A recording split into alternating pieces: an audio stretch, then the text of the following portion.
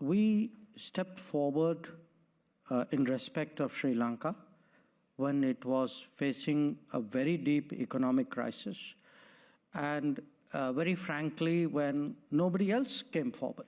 At the time we did it, it was not that we had a political conditionality which accompanied that. I mean, we were doing it as a good neighbor who did not want to see that kind of economic meltdown at our doorstep. Dr. Jaishankar used a very interesting phrase, non-reciprocal aid, in his initial remarks, and that's something India has given lots of unconditional aid to Bangladesh and Sri Lanka in particular, which seems to have not brought benefit. There have been government changes there which seem to be potentially adverse for India.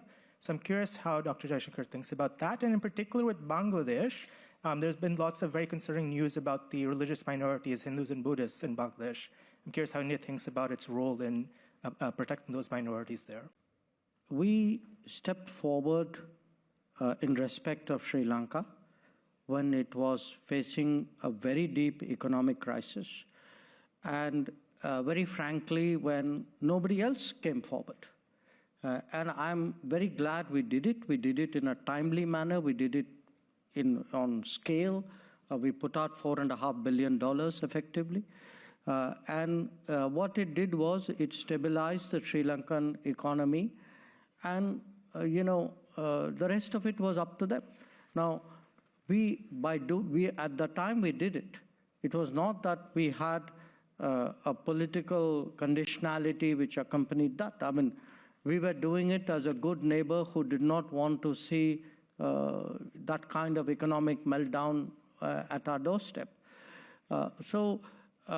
I think what happens politically in Sri Lanka, that's for their politics to work out. I mean, at the end of the day, each one of our neighbors would have, their own particular dynamics. It's not our intention to, suggest that their dynamics must necessarily, adhere to what we might consider as being better for us. I think this is a real world. I mean, everybody makes their choices, and then countries adjust to each other and find ways of working it out. In the case of Bangladesh, I would say it's a little bit different. What we have done over the last, particularly over the last decade, is to do projects of various kinds which have been good for both of us. That economic activity overall has picked up, logistics of that region has improved, and I think both countries have gained a lot out of that. So I would urge you not to be deterministic about it. It's not as though India is seeking to control every political move of every neighbor. That's not how it works.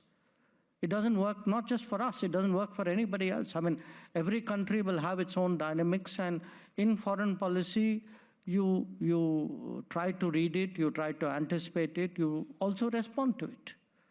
And I'm very confident at the end of it all in our neighborhood, the realities of interdependence, of mutual benefit, of the fact that our ability to get along will serve both our interests, those realities will assert themselves. That's been the history. Look over the last few years. I mean, every few years something happens in our region and people suggest that there is some kind of irretrievable situation out there. You then see the correctives beginning to manifest themselves. So I would take it in that spirit, and I'm quite confident that in both these cases, I would expect that our relationship would continue to be positive and constructive.